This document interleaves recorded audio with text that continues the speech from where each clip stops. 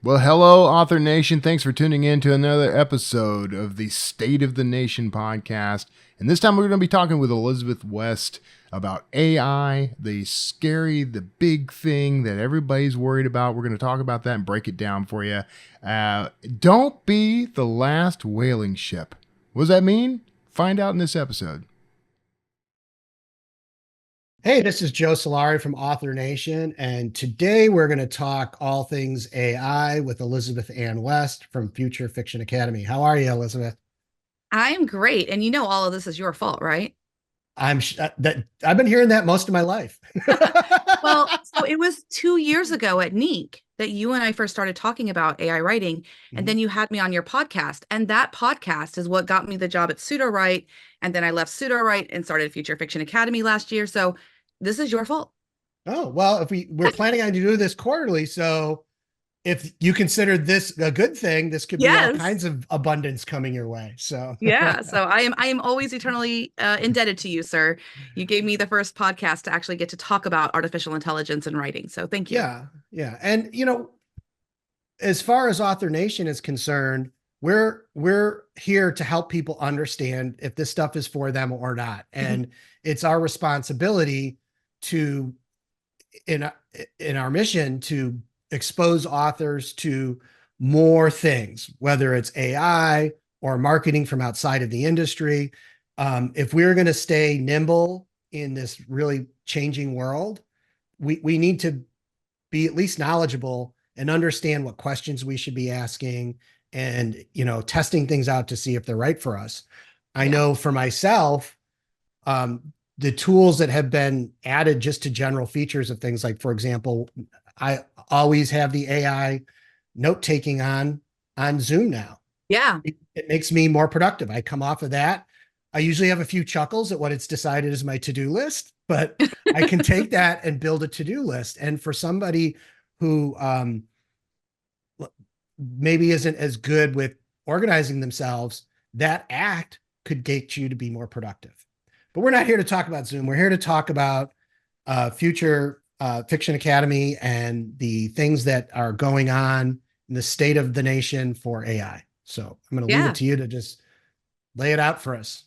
Well, I think one of the first big things that we've kind of decided this quarter is that artificial intelligence for writing has become evergreen in some components of it. So there are some aspects of writing with AI or bringing AI into your writing process that we now feel comfortable aren't going to change. And that's a big deal because for the first 2 years that I was working in this stuff, it was like every single month, however we were doing it, we had to completely reinvent the wheel because context windows got larger, which is just how much the AI can read in one go. Mm. Um, Pricing changed, for example. So we're now at the point where we have models that Haiku 3, which just launched from Claude 3 this past month, within the last 30 days, 25 cents for a million tokens and $1.25 for a million tokens of AI writing back to you. That's 750,000 words for less than $1. Wow. And they're good words. And that's the thing. So the quality has improved, the methodologies have improved, all of these things. Like, it is so fast. And this is all in the span of a year. In the span of 1 year, we've gone from artificial intelligence only being able to read about 2,500 words. So about a chapter, maybe a chapter and a half, to now it can read your entire backlist. Wow. Yeah, that's a big change. So I know you're doing some cool stuff with like proprietary software. Um, I don't know how appropriate it'd be, but to touch in how some of that stuff, and also how you're using some of the tools like Notion, which isn't necessarily AI, but how you're like creating something that an author can access Mhm. with all that information that's collecting, right? Like, it's great that it can read through your whole backlist, but how are you creating this information world, proprietary information world, to kind of feed things to it and back and all that cool stuff? Yeah, so the FFA built their own software because there are certain components that we think are really important for the industry going forward. My number one concern in my advocacy work is prompting needs to be transparent to the author or to the creator. And Mhm. that's a big challenge for a lot of these AI companies. And the reason I advocate for this is because if you don't know what's being prompted, Joe, You don't know that I'm not taking your prompt, feeding it with a bunch of copyrighted material that's just being rewritten and giving that back to you. If there's not transparency in that middle step, you don't know what's actually being fed into the LLM for what the prompt is. And unfortunately, the liability falls with you when you're publishing. So I'll give you an example. If I was querying and I was saying, write me a great scene for a academy wizard going to a school for witchcraft and wizardry, I have to make sure that that prompt doesn't have J.K. Rowling's actual writing in there being fed as the prompt to just rewrite that. That's a big, that's why we advocate for prompting to be clear. And that's what Rexy does. Rexy is the name of the software. We say, don't be a T-Rex, which means don't forget your fingers reach the keys. Yeah. So Rexy is the AI. But the big announcement that we just had is that you can now purchase Rexy on his own. He's $99 a month. You don't have to be a member of the FFA. And Rexy allows creatives to sequence prompts. You can sequence unlimited prompts. I'm live on YouTube every Friday. I can click a button and get 33,000 words in 5 minutes. Wow. And I've done it live. Yeah. No, it's just in the time that I've seen what you, and granted, you're way deep in the weeds on this stuff, how much you've had to shift the stuff that you do. So, why don't we start with just going into like, what are the upcoming things and what are maybe, some of the things that you're currently using that are working? Right. Because, I was just at Social Media Marketing World and they had a speaker there from the Marketing Artificial Intelligence Institute. And he was explaining how when he lands, he checks the news to see if he has to update his presentation. Yes, I have to do that. I was at your conference, Author Nation, last year. It was by a different name. Literally, GPT-4 Turbo dropped Monday, and I presented on Tuesday, and I had to update my slides. Yeah, I think there's going to be a lot of that at the conference this year because we have an AI forward track, where people are going to be talking about that. And there'll be a lot of that where people will be late night scrambling in their room, updating their slides. Yeah. So about Notion, just to touch base on Notion. Notion's been around for a while. And the reason we advocate for the use of Notion is because number one, it's free. There is a free version of Notion that authors can use. Authors have been using Notion long before AI was out there to actually organize their writing. It's really great for kind of building your own databases and things like that. It's cloud-based. If you like Scrivener, you want to learn Notion. So if you've been using Scrivener for all these years on your desktop, you want to learn Notion because Notion you can take anywhere. I can literally write on the fly on my phone with Notion. And then Rexy integrates with Notion because I think the biggest problem, or like one of the biggest pieces of friction that authors have when they work with AI, is once you get the generation, whether it's in ChatGPT or Claude or Google's new Gemini. Google now has an AI studio with Gemini in there. The next thing you have to do is copy and paste. And we all hate copying and pasting. I hate it with passion. It breaks your flow. It breaks your vibe. You're not in the story anymore. So Rexy, when you're working with him and you're doing your prompting and you're fixing things, all of that automatically writes to Notion for you. So you don't have to break what you're doing to do administrative work, basically, because that's what copying and pasting is. Yeah. Yeah. No, that's like, I'm a big Notion user. We're using it. Basically our whole knowledge base for Author Nation is built on it. And I've got the team in there because for me, the big productivity tool is using its internal AI stuff. I've always struggled with, I really should organize this better. I don't have to now. I can just go in there and say, where's the information on Elizabeth? And that's the AI companion. It's the little sparkles in the down right-hand side. And it's $10 a month. That is cheaper than any virtual assistant that you might hire. And they're very knowledgeable and they can read the entire thing all at once. And what that's actually using is a technology or a methodology called RAG, which is retrieval augmented generation. So they're basically chunking the information and then indexing it really quickly and then letting the AI find that answer. And I share that because you still have to check that the answer is right. Sometimes it might give you the wrong answer because it chunked wrong. So I'm not trying to be like, oh my gosh, Elizabeth's so technical and all she does is vocabulary. I don't know. but that way you guys understand how it works. So you're not like, well, why is this wrong? Why is it only correct 80 to 90% of the time?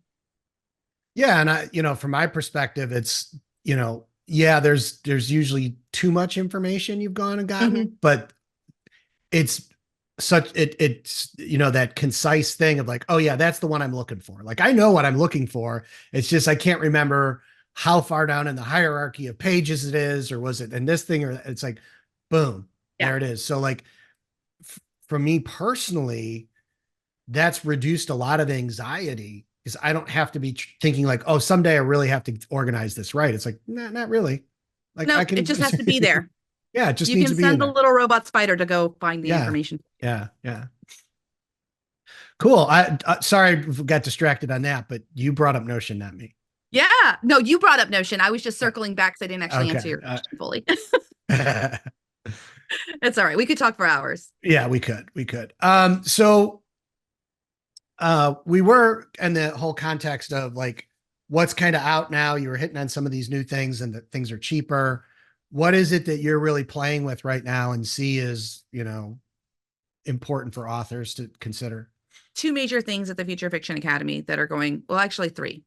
So the first one, that was the innovation we figured out in December, and I open sourced the knowledge on the OpenAI developer forum. We figured out fine tunes. Now, fine tunes, they're a big deal. With 10 writing samples, Joe, I can get 3.5, 16K to write like any author that is in existence. And that was the big thing that authors were afraid of.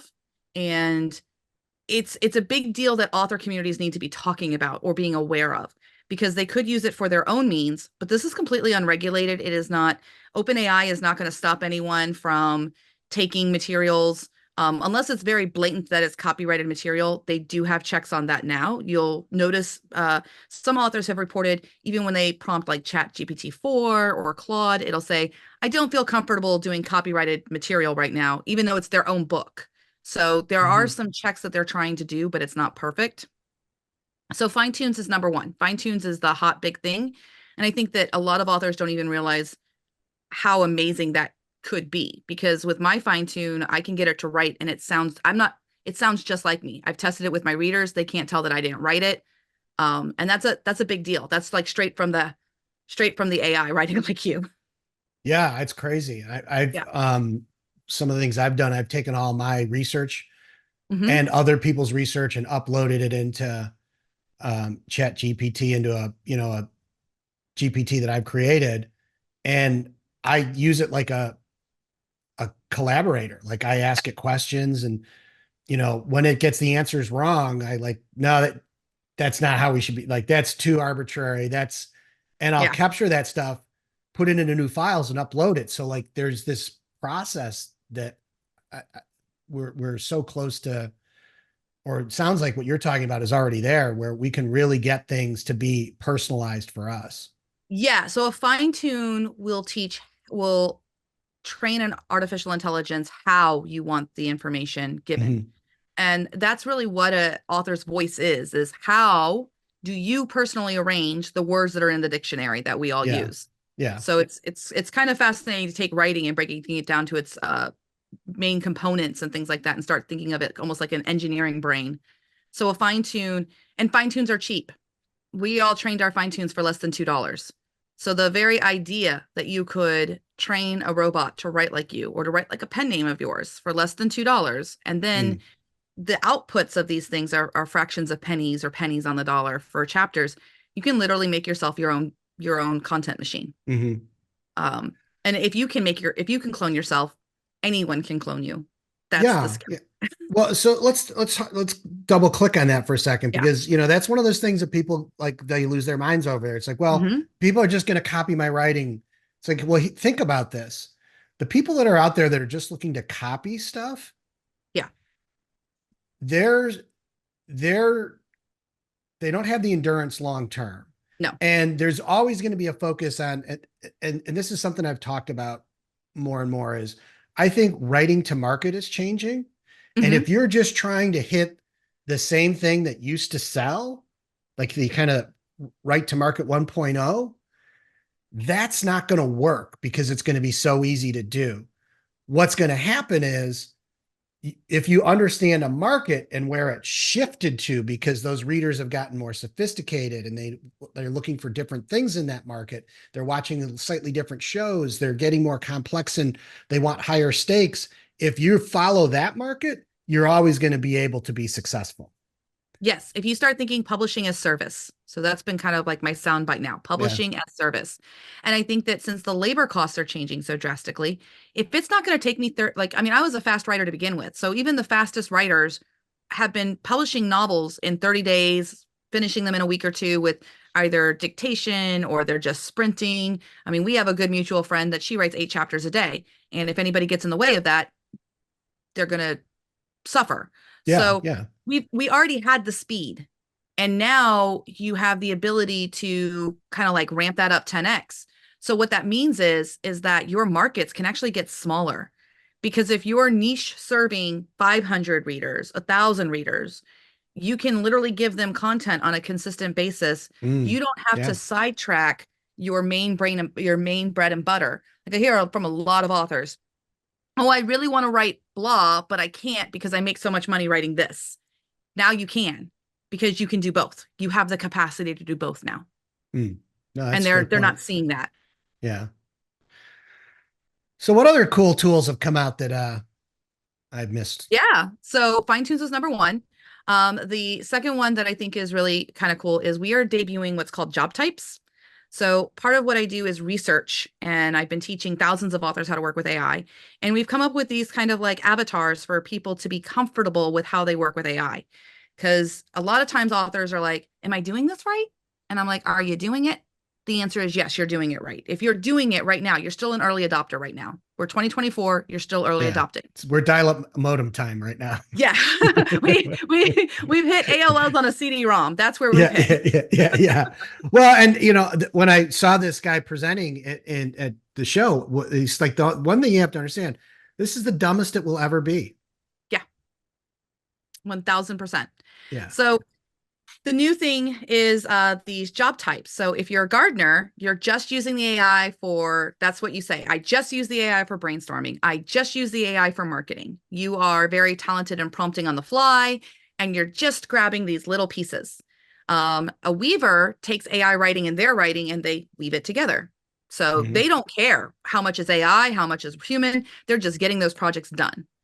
A baker, this is so funny. This is something that never existed before. So we have bakers in the FFA. They're self-identified as bakers. They will run their scene 6, 7, 8, 9 times in the LLM, just in case there's really good words that they haven't gotten yet. So because you can literally just click, get a new version, click, get a new version. They're prompting in a way that they have all the information for that scene. It's called a scene brief. So it's kind of like a writer's room, if you think about it. So it's a virtual writer's room. Like, okay, Claude, you give me a version of this. ChatGPT, you give me a version of this. Gemini, what you got? And then they're kit bashing them together. And then the final job type is someone like me. I'm an architect, and an architect likes to take their prompts and sequence them. It's very engineering focused. I have a pre-production phase, a production phase, and then a post-production phase. I think of myself as a story director where I'm getting final cut on the story. So I think these personas are kind of new. It's new information. It's new ways for authors to be comfortable wherever they fit. Gardener, weaver, baker, architect, one's not superior to the other. And all of these things, I think by having this like open source language that we can all communicate on, authors are going to have a lot more peace and a lot more harmony as they're working with AI, because they don't have to be like everybody else. No, I think that's great. I love when you can kind of give it that kind of feel and people understand like, oh yeah, it really fits with how I'm designed to operate. And, I think with, again, being a lot of talk at social media marketing world was about AI. There's another industry. We talk about an industry that's getting smashed and people are concerned, right? Agencies, individuals, what this is going to be. Our whole industry is like, well, I don't think you should use it for, or I shouldn't say our whole, there's people who say, I will never use it for writing, but they have no problem taking a copywriter's job and throwing into AI, right? It's like, well, there's a dude at that conference that's concerned about that. Yeah. So I'm not advocating for anybody to be the last whaling ship. What I'm saying is, like this is just the world we live in. It's about disruption, and we have no idea what it's going to look like in 5 years. It's impossible to think what it's going to look like in 5 years. But understanding that opportunity and figuring out what feels good for you and your audience, right? Like Yeah. the things that aren't changing in this, like we were talking about before we got on here, is like when you look at an industry and you break it down, it doesn't matter what the industry is. Let's say on average, 70 to 80% of what is being done in that industry could probably be automated with artificial intelligence. What can it do? Well, really understanding human interaction with IP, like that experience. You know, you said it's a service business. I would shift a little and say, really, you're in the business of selling experiences. Yes. Right? And audience interaction, like understanding how to build a community. Those two assets of your IP and the community become what really drives the value. How you make those things work together, that's the recipe you got to figure out for yourself. And I think reputation is going to be a big thing too. So it's all about branding. So if these books generated by AI are vetted by me and they have the Elizabeth Ann West stamp of quality and approval on them, it's just like a luxury brand or something like that. Lots of people make shoes, but some people are only going to buy the ones with the red heels. I picked a wrong noun for this. I should know this. Yes, you know what I mean. But like my point is that there's certain shoes. Okay, some people are only going to buy Skechers because they like the Skechers brand. Yeah. Are there cheaper sneakers out there? Yeah, but they like Skechers. They know the quality that they're going to get. They know the experience they're going to get from Skechers. Absolutely. This is really an important point for everybody to understand, because my observation and reader behavior is, you know, once they understand an author is kind of their new favorite author, it's like, I've read you and now I know that you're not a waste of my time. That gets you over this hurdle, right? Now it's not a barrier to entry, it's a barrier to exit. Right. That's so important because, you know, if you went the classical economy model, nobody should ever buy a book. There's enough free books out there in whatever genre. They should just be happy reading that in a utilitarian way, right? But that's not how it works. It's not how this industry works. And that brand and that authenticity you're talking about, that is where the value lies. Yes. So then the other big thing that we have coming, and this is all part of, so Future Fiction Academy, it's a lab experience. You get to come to classes. We have these clubs that people can come to that are live clubs. And I have what's called Club Strat, like Stratemeyer Syndicate. They did Nancy Drew and the Hardy Boys. Yeah. We are putting together an AI forward press called Future Fiction Press.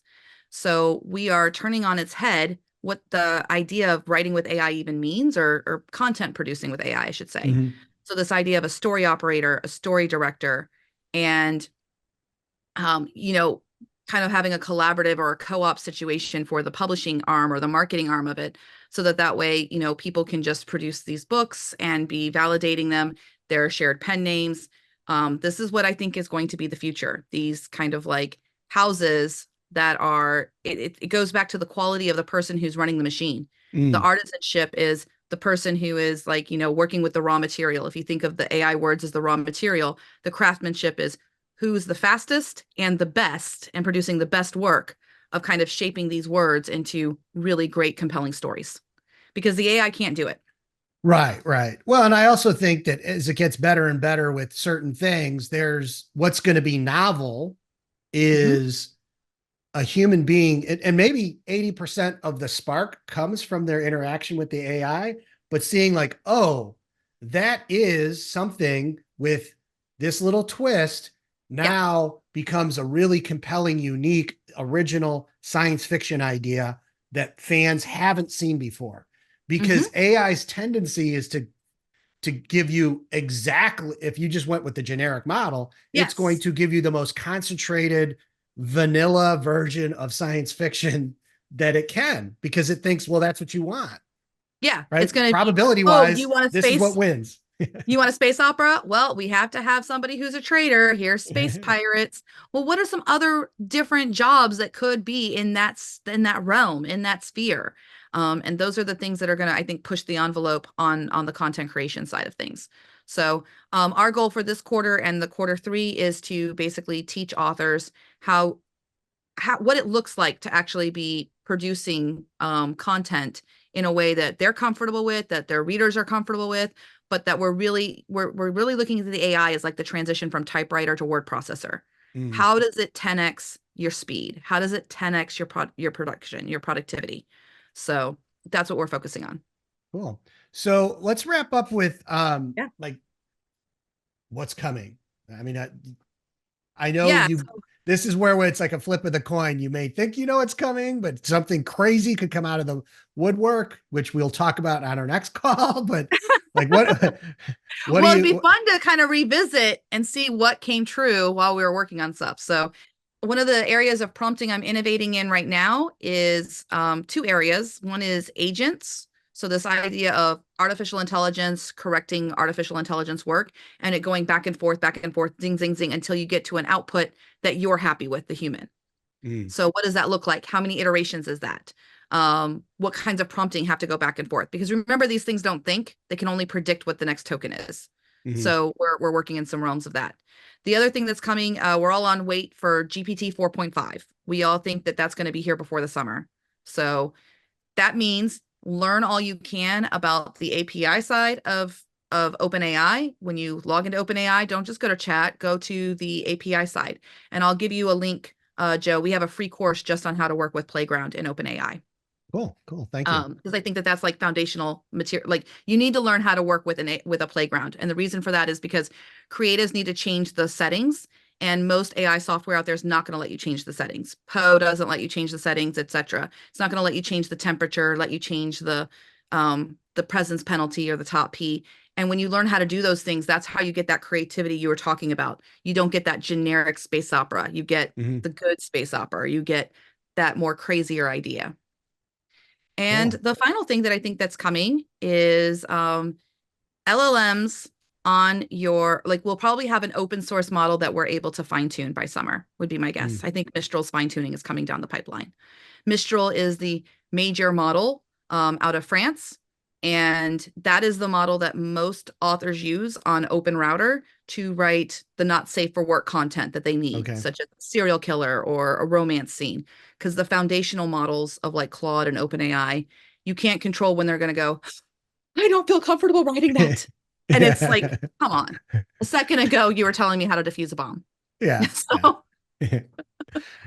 Yeah, it's crazy. But, you know, I remember it was a while ago when it was an article about, you know, Llama being released as open source and how that kind of, whenever you see something open source go out, how fundamentally it can change everything. That one day we could have your own customized LLM running on your phone, right? Like we're a few years out from mass adoption of LLMs on your computer just because of the computing power it takes. Like you could run one on your computer right now, but where people are used to clicking ChatGPT and getting a response right away, when you run these things on your own personal computer, if you don't have like a whiz bang amazing machine that's like the latest and greatest graphics card or processor, then when you press enter, it's like the old days of dial-up and like it's loading an image. Like, okay, you can go get a cup of coffee, come back. You can go walk the dog, and you have like 3 words. It's just really slow.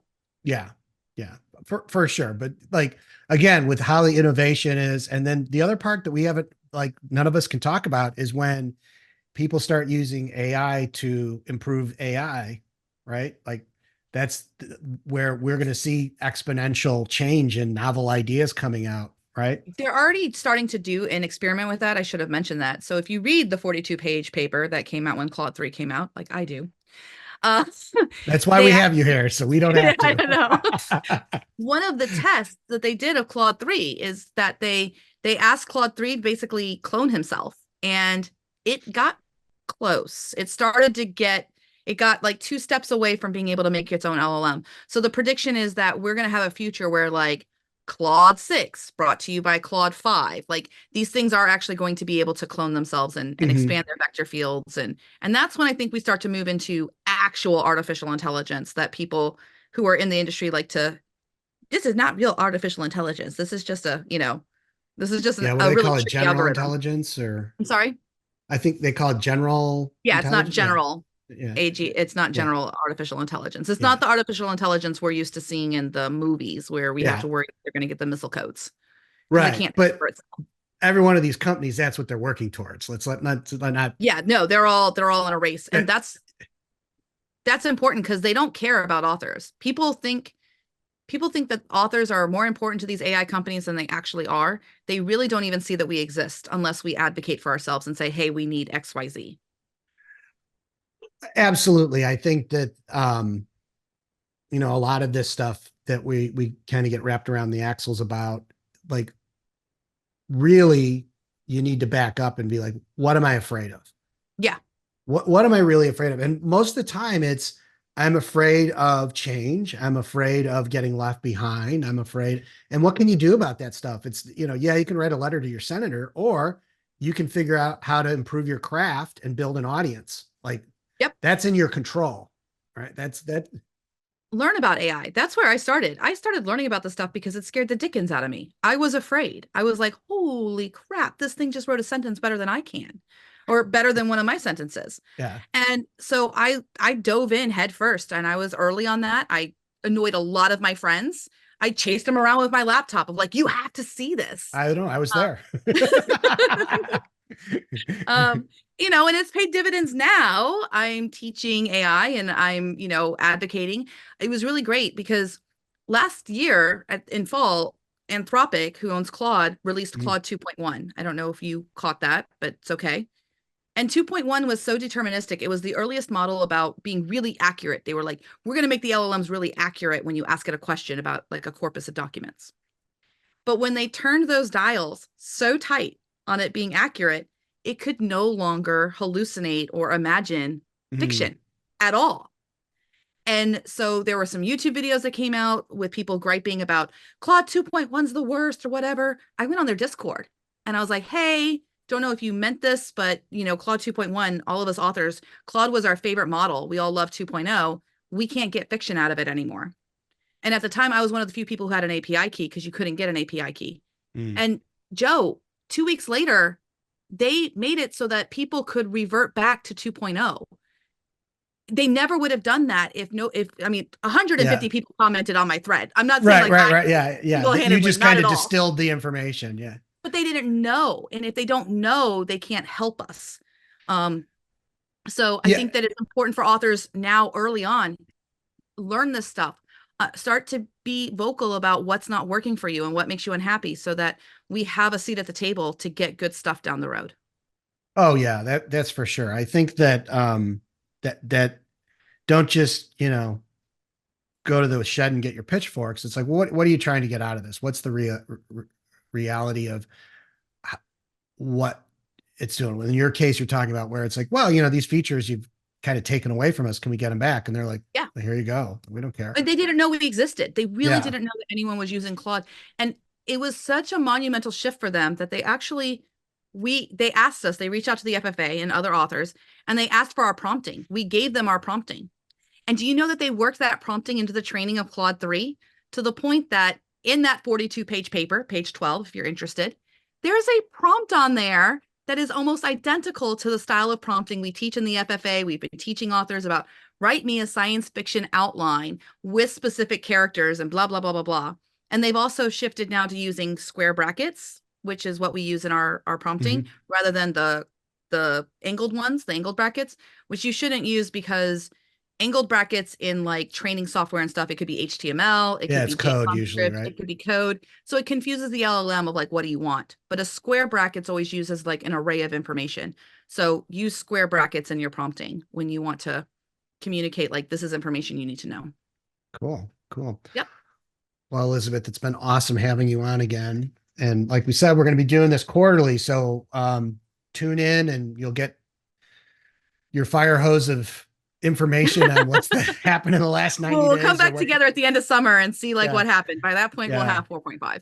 Yeah, I'm excited. And who knows, like this AI arms race is crazy to watch. It's really, it is. And amazing stuff's going to happen. Like I'm so excited about I know a lot of people go to the doom and gloom piece, but it's like, this is going to innovate and make life so much better for so many human beings on this planet. Yeah. It really is going to be a blessing. And I will be at Author Nation in November, so I hope a lot of the AI enthusiasts come out to that because I am excited. Yes. We will be renting out the Tipsy robot again. So those who want the robot to make a drink for them, we will be. It could be a mocktail. I can only drink mocktails now too. So, but we'll have some fun in November in Vegas because that's where it's gonna all be. Awesome. And hopefully if you want to learn more from Elizabeth, you can check out Future Fiction Academy. We'll have a link in the notes. Also, come to Author Nation and talk to her. She is never short of willingness to help people with this stuff. No, we'll sit down with the laptop. I'll chase you with the laptop. Yep. No, usually it's pretty easy to find you because you're at a table and there's a little crowd of people looking at your laptop. And I keep my hair, like right now it's rainbow. So who knows what color it'll be by November. I think last November it was pink and purple. And we have a YouTube channel. So between now, because a lot will change between now and when we talk again in a quarter, the Future Fiction Academy YouTube channel is a great place to stay up to date on the latest. Awesome. All right. Talk to you later. Thanks.